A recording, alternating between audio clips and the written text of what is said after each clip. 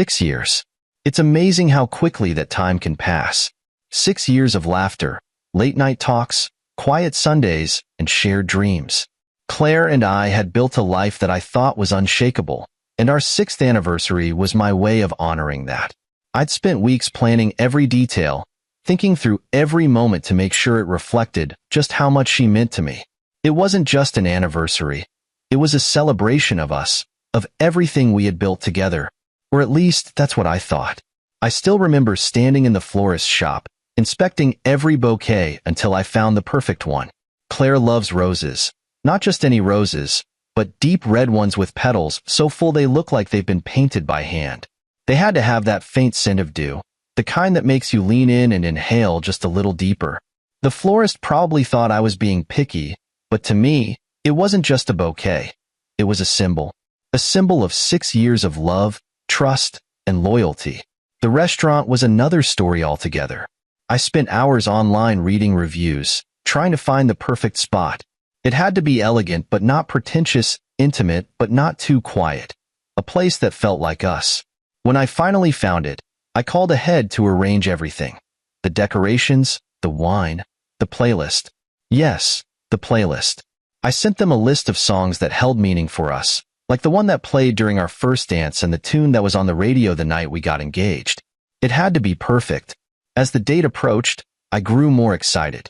I imagined Claire's face lighting up when she saw the effort I'd put into the night. I could almost hear her laugh and see her smile, that smile that always made the world feel like it was in the right place. I was so confident, so certain that this night would go exactly as planned.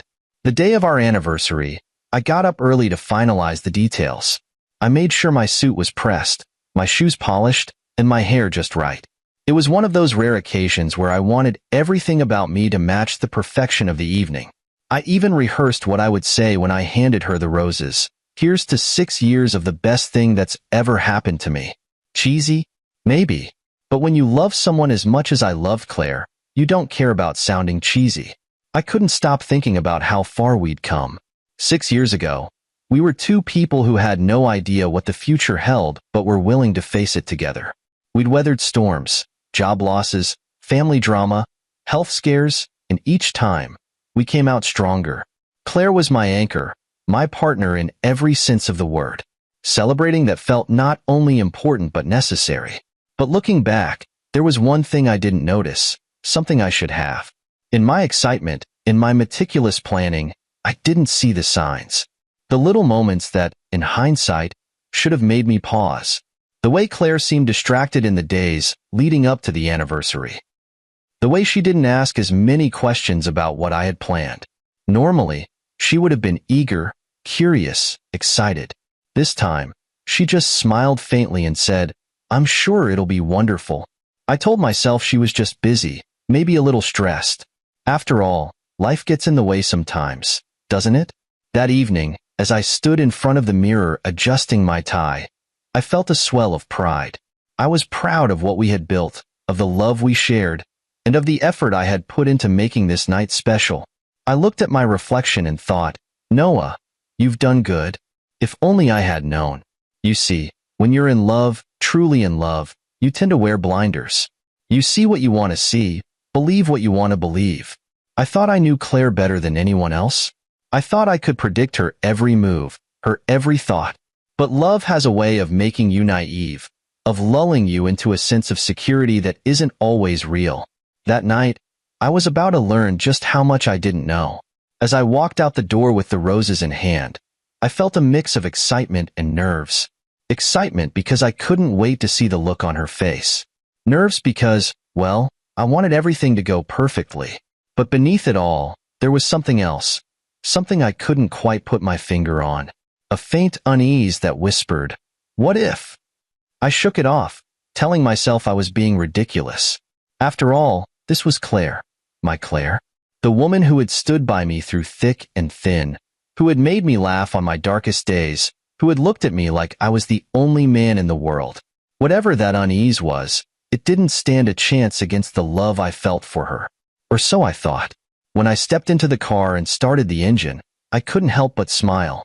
I was ready for the perfect night, ready to celebrate 6 years of love, trust, and loyalty. But as the tires rolled down the street, carrying me toward the restaurant, I had no idea what awaited me. I had no idea that this night, the one I had spent weeks planning, would be the night everything changed. Anniversaries are supposed to be magical, aren't they? That night, as I walked into the restaurant holding the bouquet of roses, I fully expected to feel that magic. The warm glow of candlelight, the murmur of happy conversations, the sound of laughter, all of it should have set the stage for a perfect evening.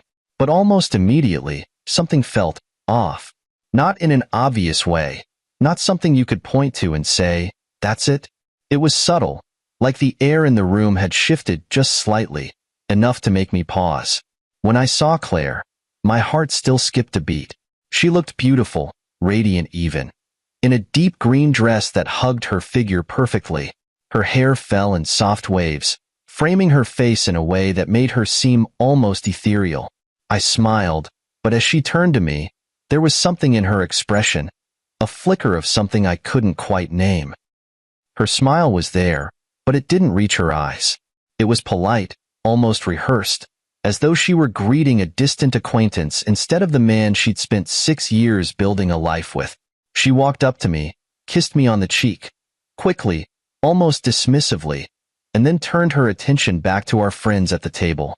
For a moment, I just stood there, holding the roses and feeling like an extra in a play where I was supposed to be the lead. I brushed it off, telling myself I was overthinking things. Claire was probably just overwhelmed, caught up in the excitement of the evening. That had to be it, right? As I sat down beside her, I tried to focus on the conversations around me. Our friends were laughing, exchanging stories, and raising their glasses in celebration. It should have felt warm, comforting, but I couldn't shake the nagging feeling in the back of my mind. Claire was there, physically, but emotionally, she felt distant, detached, like her mind was elsewhere, in a place I couldn't reach. Then there was the phone. Every few minutes, she'd glance at it, her fingers brushing the screen as if she were waiting for something. She'd smile at whatever she saw, a small, secret smile that made my stomach twist in a way I couldn't explain. I wanted to ask her about it, to casually say, "What's so interesting?" But something stopped me. Maybe it was fear. Fear of sounding paranoid, of coming across as insecure. So, I said nothing. I laughed at the jokes being told, nodded at the stories being shared, all while that unease gnawed at me. And then there was the laughter. Hers, specifically. It wasn't unusual for Claire to laugh. She had one of those laughs that could light up a room, infectious and genuine. But that night, her laughter felt different. It was louder, sharper, almost forced. She laughed at things I didn't hear, at jokes I didn't catch. At one point, I caught her leaning toward someone across the table, her hand lightly brushing their arm as she threw her head back in laughter. It wasn't flirtatious, not overtly, but it felt too familiar, too easy. I tried to convince myself it was nothing, but the seed of doubt had been planted. What unsettled me the most, though, was her focus, or rather, the lack of it. Claire had always been the kind of person who made you feel like the center of her world. When she looked at you, you felt seen, understood, important. That night, her attention seemed to flit around the room like a moth drawn to every light except mine. She'd glance at me, smile briefly, and then her eyes would wander again, searching for something or someone I couldn't see. I remember sitting there, watching her, and feeling a strange mix of emotions. Confusion, for one. Why was she acting this way? What was going on in her head? But also a pang of hurt, the kind that comes when someone you love feels just out of reach. I wanted to ask her, to pull her aside and say, "Claire, is everything okay?" But again, I didn't. I told myself I was imagining things, that it was just my mind playing tricks on me. The night continued, and I tried to shake off the unease, to focus on the celebration. I told myself it was just me being overly sensitive, that everything was fine. But the truth? I wasn't fine. The signs were there, small, almost imperceptible, but there nonetheless. And as much as I wanted to ignore them, to pretend they didn't exist, they were like tiny cracks in a window. At first, you barely noticed them, but over time, they spread, until the whole thing shatters. Looking back, I wonder if some part of me already knew. If that unease I felt wasn't just paranoia but something deeper, an instinct, a warning. Maybe I didn't want to see it. Maybe I wasn't ready to admit that the woman I loved, the woman I trusted more than anyone, was slipping away from me. Or maybe I thought that as long as I ignored it, it wouldn't be real. Whatever it was, that feeling stayed with me, growing stronger with each passing minute. And yet, I smiled. I laughed. I played the role of the devoted husband, convincing myself that everything was fine. Because sometimes, it's easier to believe in the illusion than to face the truth. That night, I wanted to believe. I wanted to believe that the unease I felt was nothing more than a shadow in the corner of my mind. But shadows, as I would soon learn, have a way of growing when you're not looking. It's funny how a single moment can shift the entire mood of a night. 1 second, everything feels manageable, even if a little strained, and the next, the ground beneath your feet starts to crumble. That moment for me was when Liam walked into the restaurant. At first, I didn't recognize him. He was just another face entering the room, dressed in a crisp blazer and carrying himself with a confidence that bordered on arrogance. I wouldn't have given him a second thought until I saw Claire's reaction. She had been seated beside me, her posture poised but slightly detached, as though her mind was elsewhere. But the second her eyes caught sight of him, something changed. Her face lit up in a way I hadn't seen in years, like someone had flipped a switch and reignited a spark inside her. She stood up almost instinctively, as if her body moved before her mind had a chance to process.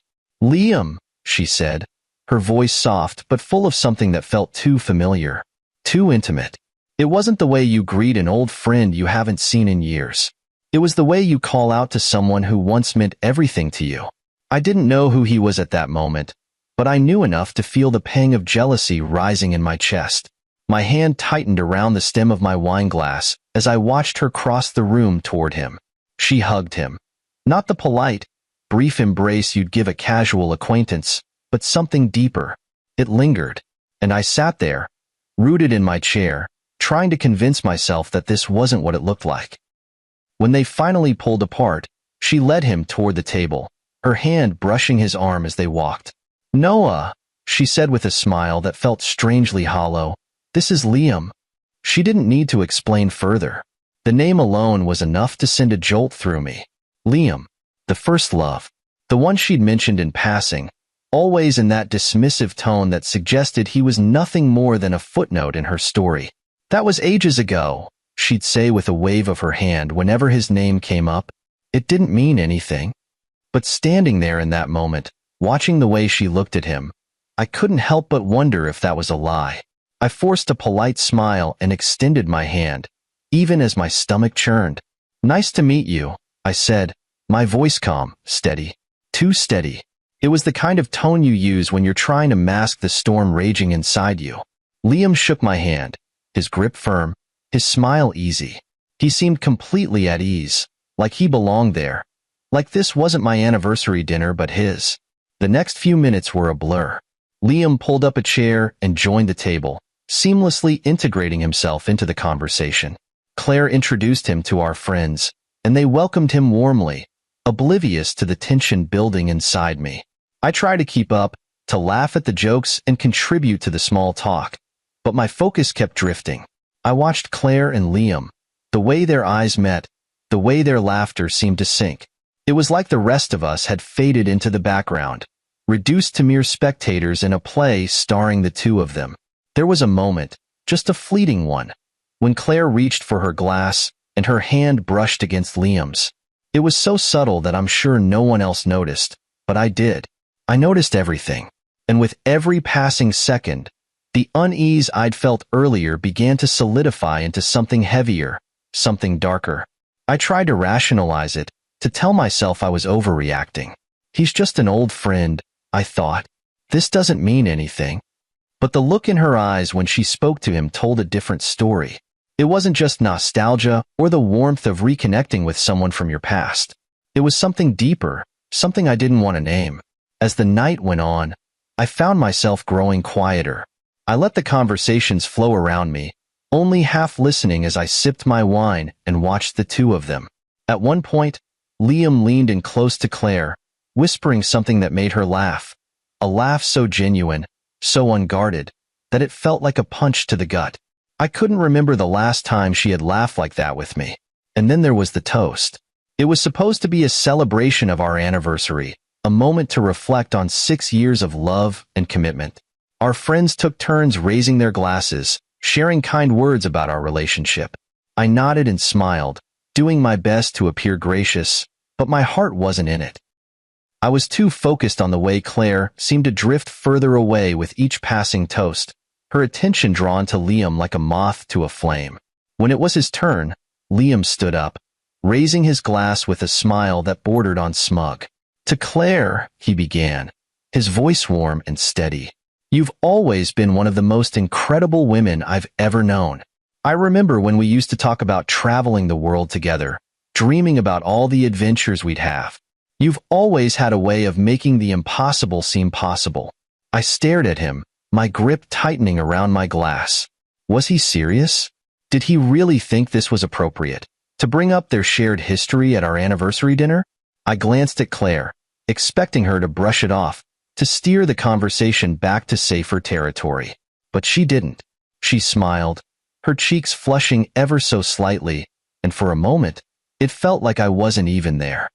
That's when I knew. This wasn't just an old flame making an appearance. This was something more. And as much as I wanted to ignore it, to pretend that everything was fine, I couldn't. Not anymore.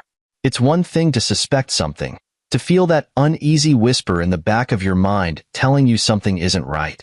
It's another thing entirely to have it confirmed in front of your very eyes. That's what happened to me that night. Any lingering doubts I had were shattered in an instant. A moment so clear and brutal that it felt like the air had been knocked out of my lungs. The evening had settled into a strange rhythm. Conversations flowed around me, laughter filled the air, and the waitstaff moved seamlessly between tables, refilling glasses and delivering plates of food. On the surface, it was everything I had planned for, a lively, joyous celebration of our anniversary. But beneath it all, there was an undercurrent I couldn't ignore. Liam's presence at the table was like a splinter I couldn't get rid of. Every glance between him and Claire, every shared laugh, every little touch, it all added weight to the pit in my stomach. I kept telling myself I was imagining things, that I was letting my insecurities get the better of me. But deep down, I knew. I think I'd known since the moment he walked through the door. The toasts were what finally tipped the balance. One by one, our friends stood to share their well wishes and fond memories. They spoke about Claire and me as if we were some kind of fairy tale couple, the perfect example of love and partnership.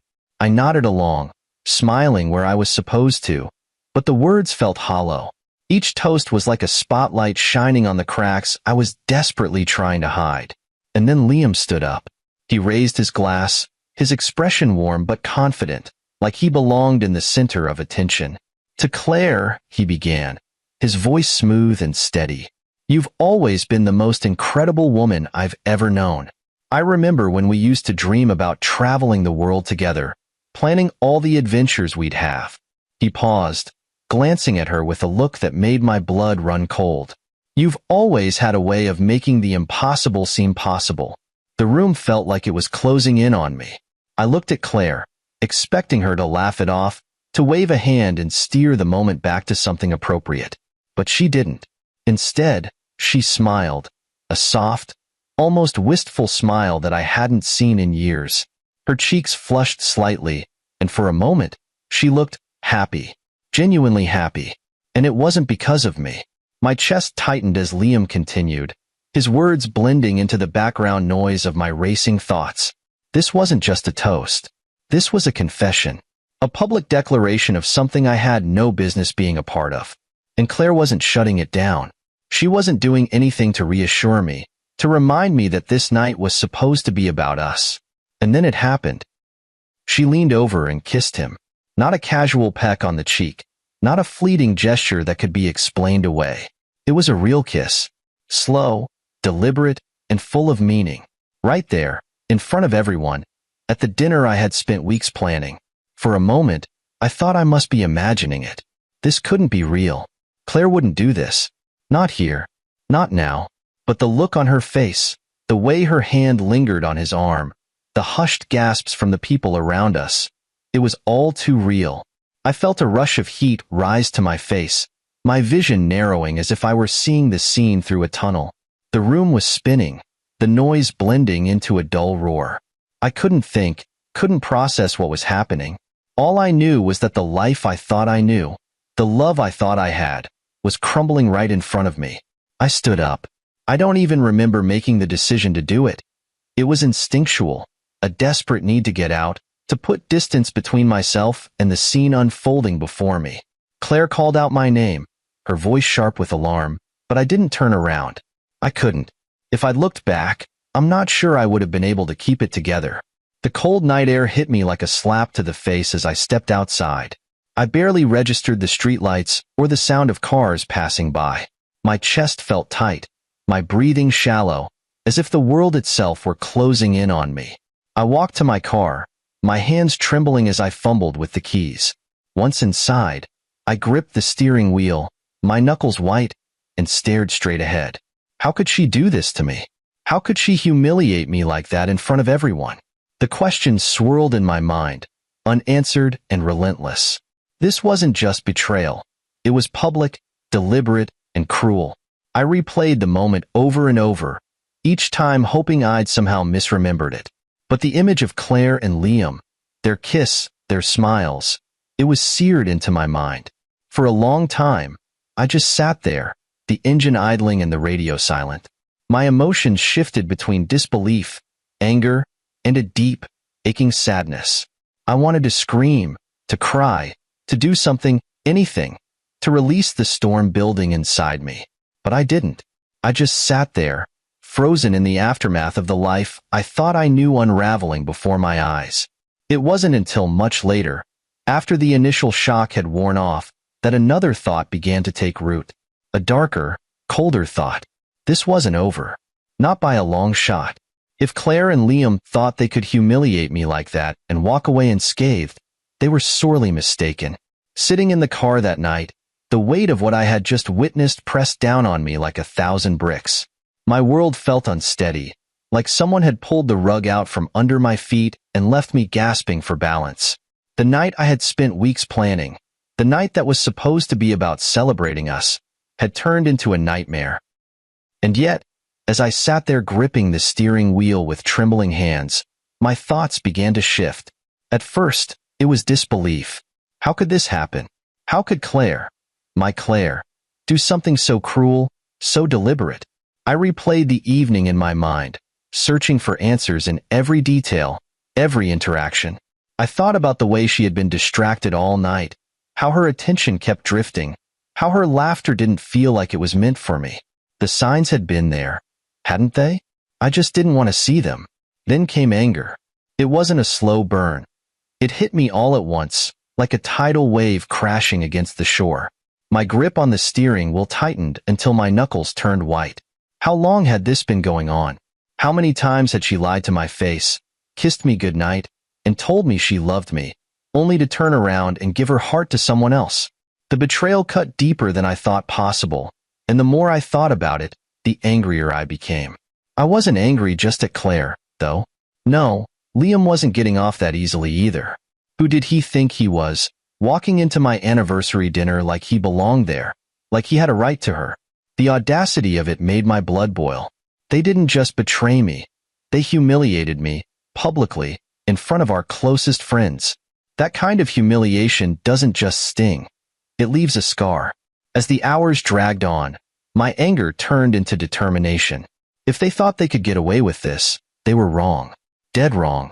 I wasn't just going to sit there and let them destroy everything I had built without consequence. No, I was going to do something about it. But first, I needed to know the full story. I needed to uncover the truth, no matter how painful it might be. The next day, I dove headfirst into an investigation of my own.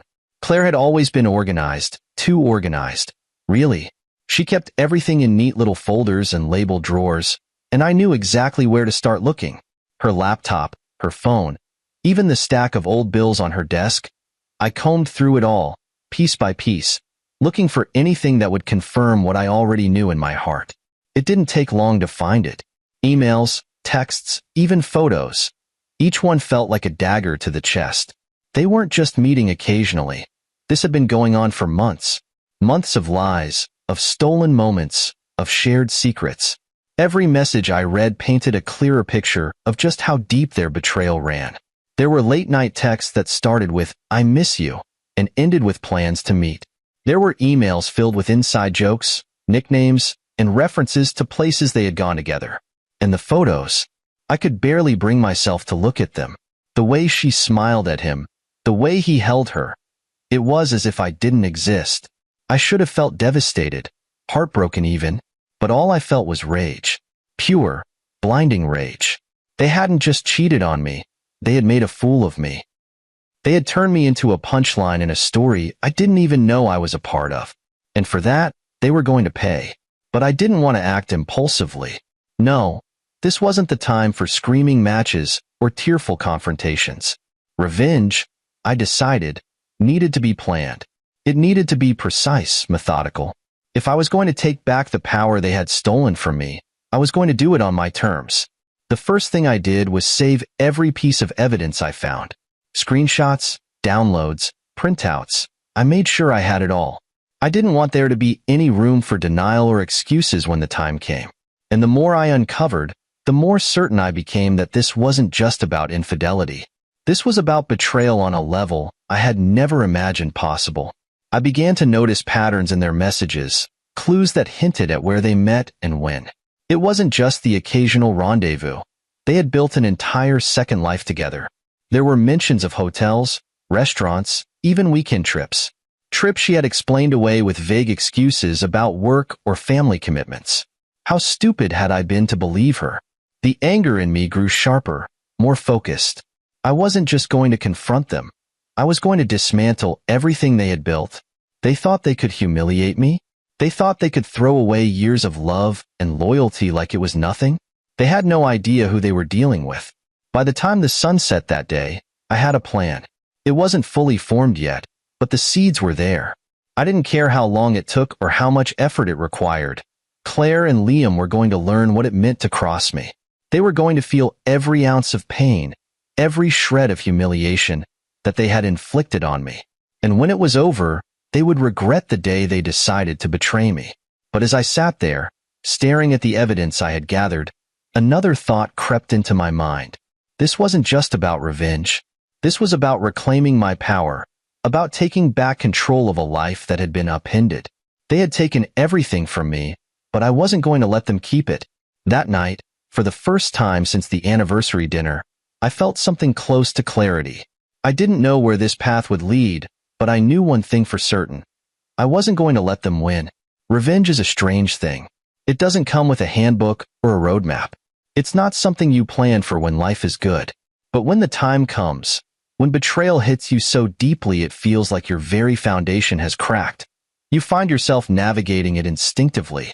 That's exactly where I found myself after uncovering the depth of Claire and Liam's betrayal.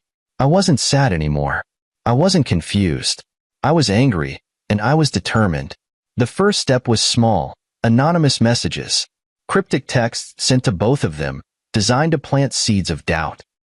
I wanted them to feel the unease I had felt for weeks, the gnawing sense that someone was watching, that their perfect little secret wasn't so secret after all. The messages weren't threatening, just enough to make them paranoid. Things like, "I know," or "You should watch your back." I imagined Claire glancing at her phone, her brows furrowing as she read the words. I pictured Liam, the smug confidence I'd seen that night at the dinner slowly draining from his face. But that wasn't enough, not by a long shot. The more I thought about it, the more I realized this wasn't just about making them uncomfortable. It was about taking away the things they valued most. For Claire, it was her reputation, her carefully curated image as the woman who had it all. The loving husband, the supportive friends, the perfect life. For Liam, it was his success, his position of power in the business world. They had built their lives on lies, and I was going to expose every single one. I started with Liam. He wasn't just a man who had stolen my wife's affection. He was a man with secrets of his own. Shady business deals, debts he had kept hidden, relationships he'd ruined. When you dig deep enough, you can find dirt on anyone. And I dug deep. Late nights spent scouring social media, business directories, and forums revealed more than I ever expected. Liam wasn't just reckless. He was sloppy. He left trails everywhere, breadcrumbs that led me to the skeletons in his closet. The first thing I did was gather the evidence. Bank statements showing unrecorded transactions, emails hinting at deals made under the table, and even a few photos that showed him with people he definitely didn't want associated with his professional life. Then I reached out to one of his business partners, a man named Carl. I'd heard the name in one of their emails and, with a little digging, found Carl's contact information. He was a man who valued integrity, someone who had clearly grown tired of Liam's antics but didn't have the proof to act.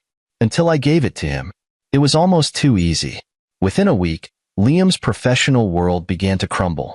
Contracts were canceled, investors started pulling out, and whispers of misconduct began circulating among his colleagues. I didn't just want him to lose his business. I wanted him to lose the respect of everyone around him. And he did. One by one, the people he thought were loyal began turning their backs on him. Liam's golden boy image was tarnished, and I wasn't done yet. While Liam's professional life fell apart, I turned my attention to Claire. Unlike Liam, her power didn't come from business deals or professional connections. It came from people. Friends, family, co-workers. Claire had always been the center of her social universe. She thrived on attention, on admiration. So, I decided to take that away from her. I started with her closest friends. A few carefully crafted emails, sent anonymously, containing screenshots of her messages with Liam. Nothing overtly cruel, just enough to make them question her character. Things like, "I thought you should know who she really is," accompanied by damning evidence.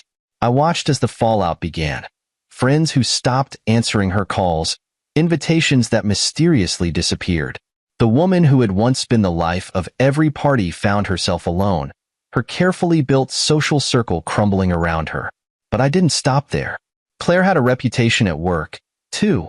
A reputation for being dependable, trustworthy. I knew how much she valued that, how much she prided herself on her professional relationships. So, I made sure her colleagues saw the truth as well. Emails sent to her boss, to her clients, exposing the lies she had told, the excuses she had made to cover her tracks. It didn't take long for the whispers to start, for her once untouchable reputation to fall into question. At first, Claire tried to fight back. She called me, left voicemails filled with anger, desperation, and eventually, apologies. "Noah, please," she said in one. "You don't understand. It was a mistake. I didn't mean for any of this to happen." But I didn't respond. I wasn't interested in her excuses or her pleas. She made her choices, and now she had to live with the consequences. Liam wasn't faring much better. By the time I was done with him, his name was mud in the business world. His debts had caught up to him, his deals had fallen through, and his personal life, well, let's just say that exposing his affair to his wife hadn't gone over well. She left him, and not quietly. She made sure everyone in their social circle knew exactly what kind of man he was.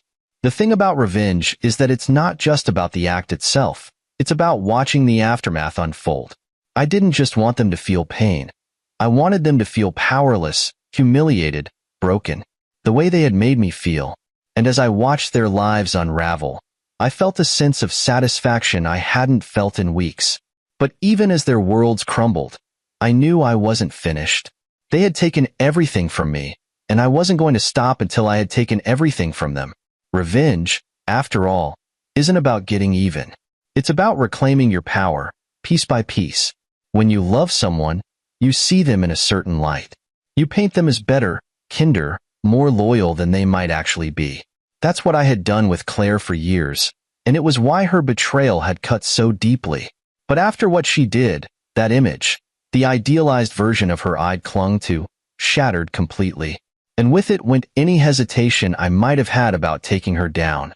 Claire's life revolved around her reputation. She wasn't just my wife. She was someone who thrived on the admiration and approval of others. Her friends adored her, her family relied on her, and her co-workers respected her. She was the woman everyone looked up to, the one who seemed to have it all together. That made her downfall not just necessary but inevitable. I started with her friends. It was almost poetic, really. These were the same people who had been at our anniversary dinner, laughing and toasting us, oblivious to the betrayal unfolding right under their noses. I wondered how they'd feel if they knew the truth. So, I made sure they did. The first email was sent anonymously. I kept it simple, just a screenshot of one of Claire's messages to Liam, one that made it painfully clear how deep their relationship had gone. I thought you'd want to know who Claire really is, I wrote. Short, to the point, devastating. Within days, the whispers started. Friends began pulling away, their once warm invitations replaced by cold silence. Claire's carefully curated social circle began to crumble, and there was nothing she could do to stop it. But I didn't stop with her friends. Claire's family had always held her in high regard, seeing her as the golden child who could do no wrong. I wanted them to see her for who she really was, not the perfect daughter, but a liar and a cheat. So, I sent them the same evidence I'd sent her friends. It was brutal, yes, but it was the truth. And the truth, as I had learned, had a way of tearing people apart. The fallout was immediate. Claire's mother, always quick to defend her, called me in tears. "How could she do this, Noah?" she asked, her voice trembling. I didn't have an answer for her, so I didn't say anything. I just let the silence fill the space between us, a silence that said more than words ever could. While her personal relationships were falling apart, I turned my attention to her professional life. Claire had built a career on being reliable, trustworthy, and ethical. She was proud of the reputation she had at work, the respect she had earned from her colleagues. It was her identity as much as her role as my wife had been. So, I decided to strip it away. Accessing her work email was easier than I expected. Claire wasn't exactly creative when it came to passwords, and I knew enough about her habits to guess the combination on my third try. What I found there only fueled my resolve. Emails she'd sent to colleagues, making up excuses for missed deadlines that coincided with her meetings with Liam. Flirtatious messages exchanged with him during work hours. It was all there, a digital paper trail that painted a very different picture of the woman her coworkers thought they knew. I forwarded those emails to her boss, her HR department, and a few key clients, again, anonymously. The messages weren't angry or emotional. They were factual, methodical, and damning. "I believe you should be aware of this," I wrote, attaching screenshots as evidence. Within days, Claire's work environment became hostile. People stopped trusting her, stopped confiding in her. The assignments she used to handle with ease were suddenly being reassigned to others, her responsibilities quietly stripped away. I knew Claire would try to fight back. She wasn't the type to go down without a fight. But every time she tried to salvage one part of her life, I'd knock another piece loose. It was like watching a house of cards collapse, each layer crumbling under the weight of the truth. At home, I made sure she felt the isolation. I stopped responding to her calls and texts. When she came by the house to talk, I wouldn't open the door. The one time I did, she stood there, tears streaming down her face, begging for forgiveness. "Noah, I made a mistake," she said, her voice breaking. "Please, can't we fix this?" I stared at her, and for a moment, I almost felt something. Sympathy, maybe. But then I remembered the way she had smiled at Liam, the way she had kissed him in front of me like I didn't matter. Whatever sympathy I felt evaporated. "You made your choice, Claire," I said, my voice cold. "Now you have to live with it." And then I closed the door. Her desperation only grew as her life continued to fall apart. Friends stopped answering her calls. Family gatherings became tense, with whispers and sideways glances replacing the warmth she was used to. Her job became unbearable, her colleagues treating her like an outsider. The woman who had once been the center of every room she entered was now a shadow, her presence barely acknowledged.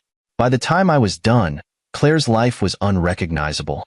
She had lost everything she had built, everything she had valued. And the thing is, I didn't feel guilty. Not for a second. She had made her choices. She had betrayed me in the most public, humiliating way possible. She had taken everything I thought we had and destroyed it. This wasn't revenge. It was justice. Looking back, I don't think I wanted her to suffer. Not really. What I wanted was for her to understand what she had done, to feel the weight of her actions the way I had felt them. I wanted her to see that betrayal comes with consequences. And by the time it was over, I think she did. Revenge had consumed me for weeks, giving me purpose, a sense of control. But now that it was done, I was left with the ruins of not just their lives but my own. I wasn't the same person anymore. The man who loved deeply, trusted fully, and planned anniversaries with roses and playlists was gone. In his place stood someone colder, harder. A man who had seen betrayal up close and vowed never to be blindsided again. They say revenge doesn't heal wounds, and they're right. It doesn't. It just shifts the pain into something sharper, something you carry alone.